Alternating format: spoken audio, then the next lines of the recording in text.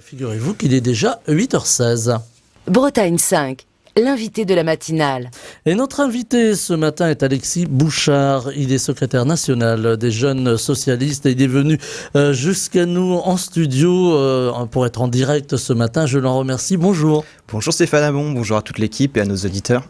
Alors, on va essayer d'être sérieux, là, c'est difficile des fois après Christophe Hamon. Ouais, mais ça fait du bien pour entrer dans le jeu. Voilà, dans le bain. Parce qu'on va parler d'actualité et puis elle n'est pas toujours facile l'actualité, y compris l'actualité politique. Beaucoup d'actualités au PS ces derniers jours, beaucoup aussi de fractures plus largement dans l'union de la gauche. On a entendu les propos de Fabien Roussel. Est-ce que l'union de la gauche aurait quelques fissures ? Quelques fissures, ouais, ce serait assez difficile de ne pas l'admettre, dans le sens où effectivement au niveau national, on se morfond, se complaît parfois dans des invectives qui n'ont pas trop de sens, si ce n'est, disons, promouvoir les ambitions personnelles des uns ou des autres, et y compris même au niveau local. On a un dernier exemple en date qui est Frédéric Mathieu, député insoumis de Rennes, qui a fait part dans une interview à Ouest France de son ambition pour la municipale de Rennes, tout en critiquant un petit peu, disons, l'action de Nathalie Appéré de l'Union de la Gauche, en tout cas à Rennes, pour le cas que je connais, mais ça arrive aussi dans d'autres territoires. Je trouve ça un petit peu dommage, puisque à l'heure où, en fait, il y a un an aux législatives, les Françaises et les Français nous ont fait confiance dans le cadre des élections législatives, il nous doit encore l'obligation pour nous de rester tout à fait unis, de combattre ensemble la droite libérale et l'extrême droite pour répondre aussi aux crises sociales, écologiques et démocratiques, et donc se morfondre dans les polémiques un petit peu futiles comme peut le faire aussi Frédéric Mathieu à Rennes. Je trouve ça assez dommage. On a suscité l'espoir l'année dernière. Il y a des gens qui n'avaient jamais voté ou qui avaient aussi un petit peu perdu le goût des urnes, qui sont retournés aux urnes un petit peu grâce à l'Union de la Gauche, grâce à l'espoir que nous avons suscité, y compris même dans les quartiers populaires et les milieux ruraux. C'est un petit peu dommage, voilà, d'en rester là aux ambitions personnelles. Il faut construire, si d'aventure il y a sur le fond des divergences, des crispations, les établir, les acter ensemble, et c'est ce que nous avons aussi un petit peu tenté de démarrer, disons, avec les jeunes socialistes, les jeunes écologistes, Génération et Insoumis, les jeunes de la NUPES, comme on le dit, puisque nous avons lancé effectivement en avril dernier le Forum européen des jeunes de la NUPES, qui avait vocation à effectivement dresser un cadre de travail, de discussion dans le cadre des élections européennes pour, à défaut de parvenir à une liste unique pour les élections européennes, au moins établir des discussions, voir sur quoi nous divergeons, voir ce sur quoi nous sommes d'accord, et nous sommes parvenus à écrire, publier 166 propositions sur la justice sociale et climatique, sur l'Europe de la démocratie et de la paix. Nous nous sommes attelés, disons, à ce que nos aînés n'ont pas pu ou n'ont pas eu le courage de faire, et nous, en responsabilité, nous l'avons fait. Nous continuons le travail et la bataille pour l'Union, qui est une priorité pour nous, et nous allons essayer de convaincre nos candidats respectifs, nos listes respectives, nos chefs de parti respectifs d'aller dans le bon sens, de cesser ces invectives et de surtout, potentiellement, à défaut d'avoir une liste unique, permettre un socle de propositions communes dans le cadre des élections européennes. C'est ce pourquoi nous allons nous battre, et c'est ce pourquoi nous devons nous battre. Alors, beaucoup de choses dans ce que vous dites, Alexis Bouchard, et puis aussi cette forme d'union quand même avec les écologistes pour les européennes qui vont, en tout cas les élections européennes, être l'enjeu des prochains mois, puisque ça va venir très vite, le mois de juin 2024, et cette montée de l'extrême en France, on pense au RN, c'est quelque chose, c'est une question que j'ai posée à quelques-uns de nos intervenants ici dans la matinale, de nos invités. Est-ce que c'est quelque chose qui est de nature, cette montée de l'extrême droite, cette montée du RN, à vous inquiéter, à vous dire, voilà, il faut faire quelque chose, car quelque chose nous échappe, c'est finalement politiquement. Mais surtout, ça nous oblige à rester unis, à travailler ensemble et cesser ces invectives personnelles qui, au lieu de nous permettre disons, de gagner, d'avoir une majorité dans ce pays à gauche, de faire des scores plutôt rédhibitoires à 1, 2, 3%. Je veux dire, se battre pour quelques miettes, je vois pas l'intérêt. On peut être les meilleurs perdants, les pires perdants, mais en l'occurrence, on gagne toujours pas. Et à l'heure où effectivement, on peut parler des dernières sénatoriales, l'extrême droite fait une entrée certes mesurée au Sénat, mais fait une entrée tout de même. Trois sénateurs du Rassemblement national il y a 15 jours au Sénat nous obligent effectivement à rester unis, en tout cas à ne pas nous morfondre dans de la politique politicienne. On doit à un moment donné rester un petit peu sérieux et à défaut effectivement de parler de posture, parler de fond, parler de ce qui ne va pas. Et en l'occurrence, je sais Olivier Faure et le Parti socialiste engagés en ce sens. Nous avons voté hier pour notre stratégie et notre programme aux élections européennes.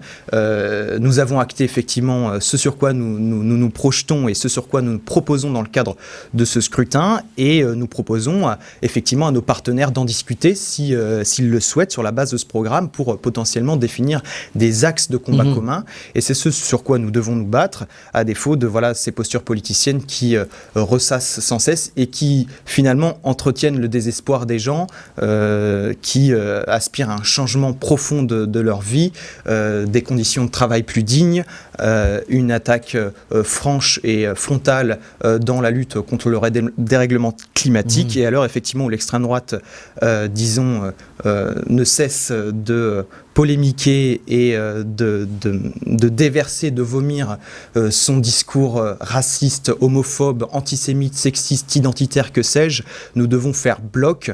Le Rassemblement national d'ailleurs se donne à cœur joie à l'occasion de la loi immigration qui va être présentée par le gouvernement ces prochains jours, ces prochaines semaines, de multiplier les fausses informations.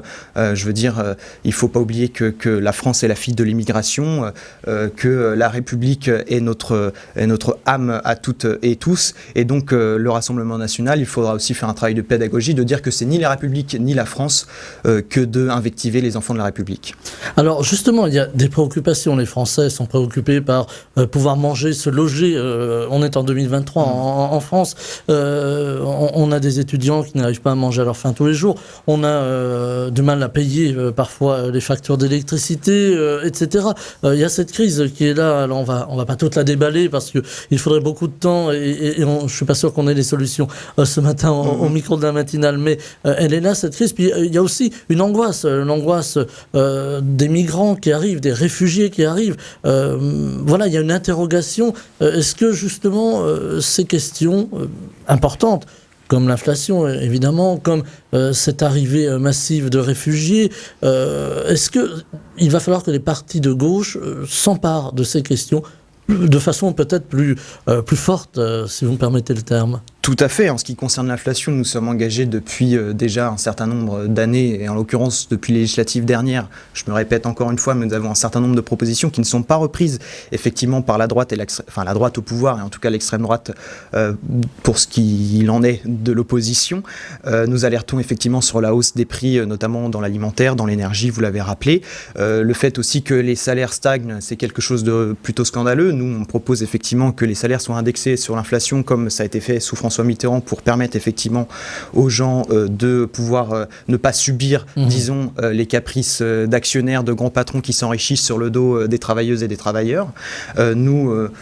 Plutôt que demander, comme Bruno Le Maire, ministre de l'économie, le fait effectivement aux industriels, notamment de l'agroalimentaire ou de la grande distribution, nous voulons poser des actes forts, avoir, disons, une politique volontariste pour permettre effectivement à chacun et à chacune de vivre dignement. Et en ce qui concerne l'immigration, effectivement, ce n'est pas un sujet à écarter. C'est pourquoi le Parti socialiste a dressé, il y a 2 jours de mémoire ou 3 jours, effectivement une contribution que nous allons porter à l'Assemblée nationale la semaine prochaine, le 9 octobre, pour effectivement avoir, disons, ne pas tomber dans aussi tout ce qui est fausses informations, exagération en ce qui concerne la question de l'immigration qui est pourtant cruciale. Comme il doit y avoir une planification écologique sur la question écologique, nous devons avoir une politique digne de ce nom en ce qui concerne l'immigration, sur un meilleur accueil des réfugiés dans notre pays, sur des potentielles aides, sur l'aide à l'apprentissage de la langue française, qui permet par effet domino d'avoir plus de facilité pour accéder au logement, au droit, au travail, et c'est sur c'est ce sur quoi nous voulons nous engager et proposer à l'Assemblée nationale. Nous allons convaincre un maximum de parlementaires pour aller dans ce sens, parce qu'il n'est pas possible aujourd'hui de considérer que des gens, quand bien même ils sont issus d'une autre nationalité que celle française, qu'ils puissent dormir dans la rue, ne pas avoir accès à des droits. Et pour être tout à fait honnête, la plupart de ces gens, parce qu'on parle d'immigration massive, mais je ne crois pas que nous sommes dans ce cas, nous avons effectivement des disparités démographiques, des mouvements de population, mais qui sont beaucoup moindres qu'elles n'ont pu l'être ces dernières décennies, et il faut d'emblée s'attaquer à ces problèmes, puisque si effectivement on considère que certains, au nom de leur nationalité ou de leur origine, doivent être moins bien considérés que d'autres, eh bien on tombe facilement dans des travers de racisme, et c'est ce sur quoi nous voulons combattre. Alors il y a une tension de la société envers l'accueil justement des réfugiés. On le voit, on a vu ici en Bretagne, à Callac, ces années passées, ces mois passés, c'est difficile. Est-ce qu'il y a une peur qui est souvent liée aussi à l'insécurité? On va en parler aussi de l'insécurité, parce qu'elle est là. On pense immédiatement au trafic de stupéfiants à Marseille, mais aussi chez nous en Bretagne, hein, dans quelques villes. Voilà, il ne s'agit pas de noircir le tableau, mais on a souvent reproché à la gauche, par exemple, de ne pas avoir assez pris en main ces questions de sécurité, d'avoir un peu laissé faire, pour prendre un terme qu'on entend parfois. Est-ce que là aussi, il va falloir changer de cap? Bien sûr, changer de cap, disons, en parler plus avec nos mots, nos valeurs, ce que nous portons, d'avoir peut-être une société de la sécurité, de la prévention, de la police de proximité, voilà, des choses en fait qui apaisent et qui ne polémiquent pas, ne brutalisent pas aussi le débat politique, parce que la droite et l'extrême droite s'en donnent à cœur joie, hein. Ils utilisent la sécurité pour en faire leur beurre sur le dos effectivement de gens qui souffrent parfois. Effectivement, vous avez parlé des dealers dans les quartiers populaires. On doit s'attaquer frontalement effectivement aux dealers sans pour autant invectiver, par exemple sur le cas des drogues, le cas des consommateurs qui ne sont pas responsables d'une situation d'insécurité. J'aimerais dire aussi que on a parfois tendance à extrapoler le sentiment d'insécurité. Le sentiment d'insécurité, c'est pas l'insécurité. Et donc, il faut bien saisir la différence entre les deux, c'est-à-dire qu'effectivement, le sentiment d'insécurité est extrapolé par la droite et l'extrême droite pour effectivement faire, pour en faire des propositions, je le disais, des fois au bord du racisme, ou voilà, des choses assez extrêmes qui sont plutôt inenvisageables en fait dans la réalité. Et effectivement, la gauche doit s'emparer de ce sujet pour apaiser ce débat et amener de la pondération, de la vérité dans toutes ces questions qui sont tout aussi importantes effectivement que le pouvoir de vivre, l'écologie, et qui doivent permettre à chacun de nos concitoyens de vivre dignement. Apaiser la société finalement qui est aujourd'hui assez fracturée. Il s'agit de voir les réseaux sociaux, de lire les réseaux sociaux, même si c'est pas forcément parole d'évangile, si vous me permettez le terme. Essayer de redonner un espoir à cette société qui a aujourd'hui perdu espoir, il faut bien le dire.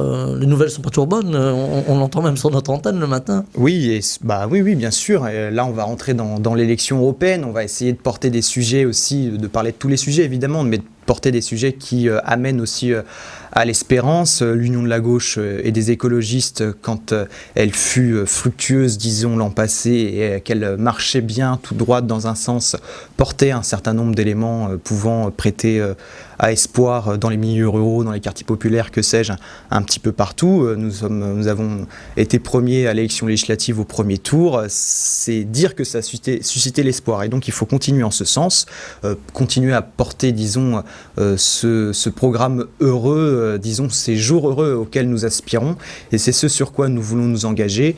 Nous sommes évidemment engagés pour cela, et nous devons poursuivre, je le disais, au lieu de nous invectiver, ce travail de fond, ce travail programmatique, peut-être effectivement de poser l'acte 2 de la NUPES, de l'Union de la gauche.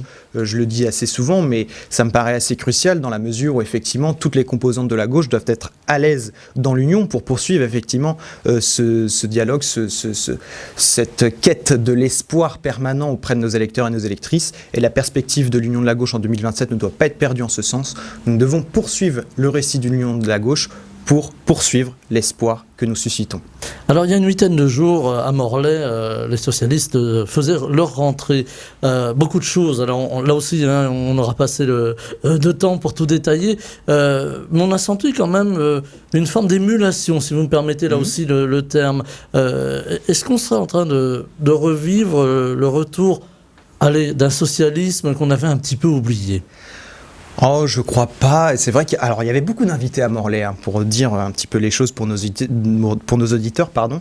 Il y avait effectivement beaucoup de monde. On était près de 300 socialistes présents à Morlaix. Il y avait beaucoup d'élus bretons. Alors, c'était le retour un petit peu de l'unité socialiste le temps de quelques heures, avec dans la même salle Loïc Chenet-Girard, président de la région, Nathalie Appéré, maire de Rennes, Isabelle Assy, maire de Quimper, François Quilland, maire de Brest, tous nos parlementaires bretons. Évidemment Olivier Faure, premier secrétaire du Parti Socialiste, et Marafovic, président des Jeunes Socialistes, tout plein de personnalités issues de l'extérieur ou non, et même Martin Schulz, ancien président du Parlement européen tout de même. Effectivement, des gens qui, pour certains, effectivement appartenaient à ce qu'on pourrait appeler une forme de passé, hein. Et encore, moi je trouve que certaines personnalités issues du monde ancien, du monde, je ne sais plus comment on dit, mais du vieux monde, voilà. Je pourrais citer Marie-Lise Lebranchu, ancienne maire de Morlaix et ancienne ministre, mais qui pour autant était, qui je trouve est complètement dans la vision de l'avenir, ce sur quoi nous devons nous engager. Donc c'est pas la question de l'âge ou de la question de l'ancienneté de l'engagement qui prime sur effectivement notre vision de l'avenir. Il y avait aussi tout plein de personnalités issues de l'avenir du Parti Socialiste. Je pense à Chloé Ridel, porte-parole du Parti Socialiste, et évidemment Emma président des Jeunes Socialistes. Il y avait un certain nombre de jeunes socialistes.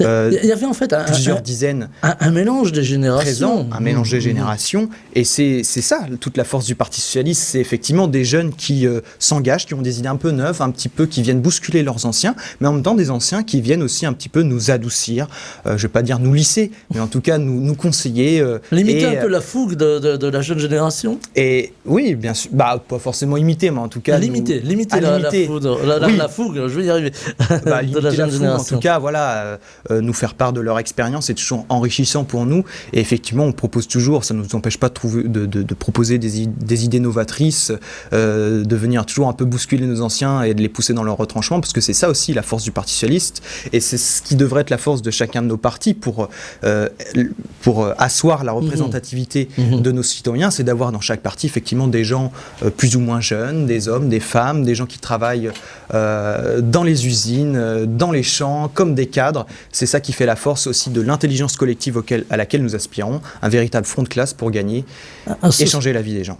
Sur le fond, il y a eu beaucoup d'échanges d'idées. Là aussi, hein, ce serait un peu fastidieux de tout balayer en quelques minutes. Mais cet échange d'idées, on a le sentiment que ça redonne un petit peu de pêche, si vous me permettez là encore l'expression, au Parti Socialiste. Est-ce que finalement le Parti Socialiste avait besoin de se ravigorer un petit peu, voilà, pour reprendre sa place, hein, on pourrait le dire comme ça. Bien sûr, et le Parti Socialiste se revigore depuis maintenant quelques mois, notamment depuis le Congrès de Marseille. On a effectivement, depuis cette stratégie de l'Union de la gauche qui a suscité une dynamique autour de nous, et aussi grâce au travail qui a été fait par Olivier Faure et ses équipes, c'est-à-dire que nous avons un certain nombre de personnalités engagées sur des sujets bien précis. Je pense notamment à l'écosocialisme avec Chloé Ridel, porte-parole, j'en parlais, qui était présente à Morlaix. Je pense aussi à Stéphane Ravaclet, qui est artisan boulanger, qui avait fait une grève de la faim pour défendre l'un de ses apprentis en Franche-Comté l'an passé, pour lui permettre d'avoir des papiers pour poursuivre son travail dans sa boulangerie avec lui. Voilà, on a un certain nombre de personnalités, de gens issus aussi de la réalité, du terrain, qui viennent enrichir un petit peu nos rangs, et qui viennent surtout enrichir nos réflexions dans la perspective des scrutins futurs. Je pense aux européennes. Ces gens-là auront effectivement un rôle important dans le cadre des élections européennes, et moi je me satisfais tout à fait de voir l'arrivée de ces gens. Je pense aussi à Emma Rafovic, président des Jeunes Socialistes, qui travaille d'arrache-pied depuis maintenant plusieurs années pour remonter une maison pleine, entière, crédible, disponible des jeunes socialistes à l'échelle nationale. Et tous ces gens auront un rôle à jouer dans le cadre des élections européennes. Ils portent des propositions, des valeurs que, effectivement, tous les anciens du Parti Socialiste n'aurait peut-être pas eu, et c'est toute cette diversité qui effectivement montre notre crédibilité politique à porter des propositions et à changer véritablement la vie des gens. Alors on est aujourd'hui dans cette perspective des élections européennes et puis on parle déjà un petit peu dans les médias, un petit peu partout, voilà, il y a même des sondages paraît-il, pour essayer de se dire qu'est-ce que sera le paysage au moment où il va falloir, paysage politique, au moment où il va falloir choisir un nouveau président. Alors on entend des noms, on voit des gens. Bernard Cazeneuve est venu à Saint-Brieuc, est-ce que ça appelle pour vous un commentaire c'est devenu de Bernard Cazeneuve, alors, j'allais presque dire de cette ancienne gauche, pardonnez-moi le terme. Oui, moi, pour être tout à fait honnête, je ne suis pas un fan absolu de Bernard Cazeneuve. Il y a un certain nombre de choses qu'il a faites au cours du quinquennat Hollande ou qu'il a soutenu qui effectivement nous mettent un petit peu hors de nous, surtout les jeunes socialistes, nous qui avons aussi combattu un certain nombre voilà, nous avons combattu le bilan de François Hollande dans la plupart de ses dispositions. Nous nous sommes, disons, attaqués frontalement à des personnalités comme Emmanuel Macron, Manuel Valls, qui ont, d'une certaine manière, je ne vais pas dire enterrer le Parti socialiste parce que nous sommes là et nous le faisons vivre, c'est pas ce que je veux dire, mais qui ont décrédibilisé, en tout cas ça c'est sûr, et qui nous ont laissé dans la mouise, faut le dire assez franchement, durant bien un quinquennat. Et je tire mon chapeau à Olivier Faure et à tous ceux qui sont restés à l'époque pour remonter la maison, disons, ouvrir la perspective de l'union de la gauche, ressusciter l'espoir et surtout faire tout un travail j'allais dire d'inventaire de ce qui a été fait au cours du quinquennat Hollande. Olivier Faure l'a fait dès en rentrant au Parti socialiste. Il était très attaqué là-dessus. Voilà, oui bien sûr, mais je trouve que c'est essentiel et sain pour une démocratie, surtout une démocratie interne d'un parti, de dire bon bah voilà, sur le quinquennat Hollande où nous avons été en responsabilité au pouvoir, nous ne reconnaissons pas telle loi qui a été votée. Le Parti socialiste se désolidarise de ce qui a pu être fait. Je pense à la loi travail, je pense à plein de dispositions qui ont été faites sous le quinquennat Hollande et qui effectivement n'ont pas aidé la gauche, puisqu'on en a vu les conséquences. 6% en 2017 avec Benoît Hamon, 1,72% avec Anne Hidalgo en 2022, et j'avoue ne pas trop comprendre comment des personnalités comme Bernard Cazeneuve puissent, en gardant, disons, cette position, j'allais dire, presque identitaire d'un socialisme passé, d'un socialisme ancien, dépassé, peut-être, d'une gauche, en tout cas, qui était au pouvoir et qui a été hégémonique, voire que quand elle est tombée à 72%, venir nous donner des leçons en disant « c'est comme ça qu'on va gagner », en gardant cette même position de la gauche dite j'allais dire molle, mais c'est ce que je pense au fond de moi, mais cette gauche, parce qu'ils aiment bien dire gauche de gouvernement, gauche sociale, social-démocrate. Voilà. Moi, je suis effectivement social-démocrate, laïque, universaliste, et je porte toutes ces valeurs, mais pour autant, on ne doit pas se cantonner à, disons, cette vision identitaire que l'on a de penser qu'on est toujours plus fort que les autres. Le Parti socialiste sans le reste de la gauche ne peut pas gagner, tout comme, j'allais dire, parce qu'on nous fait beaucoup le reproche, la France insoumise sans le reste de la gauche ne peut pas gagner. Et donc, effectivement, on parlait des initiatives, des ambitions personnelles à gauche, que ce soit au PCF ou à la France insoumise ou aux écologistes, que sais-je, pour effectivement les élections européennes ou plus tard pour les élections de 2027, eh bien je fais le même reproche à Bernard Cazeneuve qui, en présentant peut-être un nouveau mouvement et en tout cas préparer une potentielle candidature à que sais-je, quelle élection, effectivement participe à la discréditation de la gauche, à la désunion de la gauche et de facto à entretenir le désespoir des Françaises et des Français qui ont placé beaucoup d'espoir en nous l'an passé pour gagner et changer leur vie. Alors il nous reste 3 minutes, me fait signe notre réalisateur juste derrière ses boutons, derrière sa console. J'aurais voulu vous entendre, Alexis Bouchard, sur aussi le fait de cet espoir qui est suscité à gauche, mais qui manque peut-être j'allais dire d'une tête de liste, alors on ne va pas parler d'élection, mais en tout cas d'une figure, d'une incarnation. En son temps, François Mitterrand fit l'union de la gauche, alors avec plus ou moins de succès sur la fin de l'union de la gauche en l'occurrence, mais fit cette union de la gauche. Est-ce qu'il manque une figure aujourd'hui à gauche? Alors c'est un petit peu le souci de notre, c'est un petit peu le malaise peut-être de notre régime, quelque part de la Ve République, qui effectivement invite à ce qu'il y ait toujours cette figure de l'homme providentiel qui va tout de suite sauver en fait le reste du pays. Nous, on pense que on ne doit pas rentrer dans cette logique, alors potentiellement changer de République, effectivement, la parlementariser, comme on puisse dire, disons, donner plus de pouvoir effectivement au Parlement, et de facto, moi je suis aussi pour une décentralisation, disons, pour faire descendre dans les territoires aussi le pouvoir en donnant plus de compétences. L'autonomie, on en parle aujourd'hui. Aux collectivités territoriales, effectivement, aux régions, aux départements. L'autonomie, pour moi, n'est pas un gros mot, mais on doit le poser dans un cadre, effectivement, d'une république une et indivisible et décentralisée. On peut être tout à fait, effectivement, en prise avec les réalités du terrain, savoir quels sont les besoins des territoires pour, effectivement, agir plus efficacement et dans la justice pour les concitoyens. Donc, en finir avec la figure de l'homme providentiel, ça veut dire que nous devons, disons, travailler un programme, puisque c'est toujours c'est toujours comme cela que ça doit se passer pour nous, démocrates, c'est-à-dire que c'est toujours le projet qui dicte une investiture à quelqu'un ou une alliance, que sais-je. Dans le cadre des élections européennes, il y a effectivement des pays dans lesquels plusieurs partis de gauche gouvernent ensemble, et pour autant, ils vont partir séparés aux élections européennes. Je pense en Espagne, le Parti socialiste espagnol et l'Alliance de gauche radicale Sumar gouvernent ensemble le pays et changent profondément, radicalement la société espagnole, disons, dans le vent de la justice sociale et climatique. Ils vont partir séparés aux élections européennes. Cela ne veut pas dire que, disons, l'espoir n'est plus permis, bien au contraire. Ces gens, ces partis, mais aussi en Allemagne, vont présenter un certain nombre de candidats de gauche en liste séparée, mais ce qui va compter à la fin, c'est effectivement de voir si le maximum de députés de gauche vont pouvoir entrer au Parlement européen. Donc l'incarnation viendra après. Voilà. Alexis Bouchard, secrétaire national des jeunes socialistes, était avec nous en direct ce matin dans la matinale de Bretagne 5 pour nous parler évidemment de politique et de cette gauche qui renaît, on pourrait peut-être le dire comme ça. On a perdu Jean-Pierre Elkabbach cette semaine. Il y a eu des grands échanges entre Jean-Pierre Elkabbach et François Mitterrand. Bien sûr, et Georges avec d'autres, à droite comme à gauche. Voilà. C'est ce qui faisait la personnalité de Jean-Pierre Elkabbach. Voilà, c'est plus calme au micro de Bretagne 5. Tant mieux pour moi. Merci infiniment d'avoir été avec nous ce matin et belle journée. Merci. Bretagne 5 matin, Stéphane Hamon.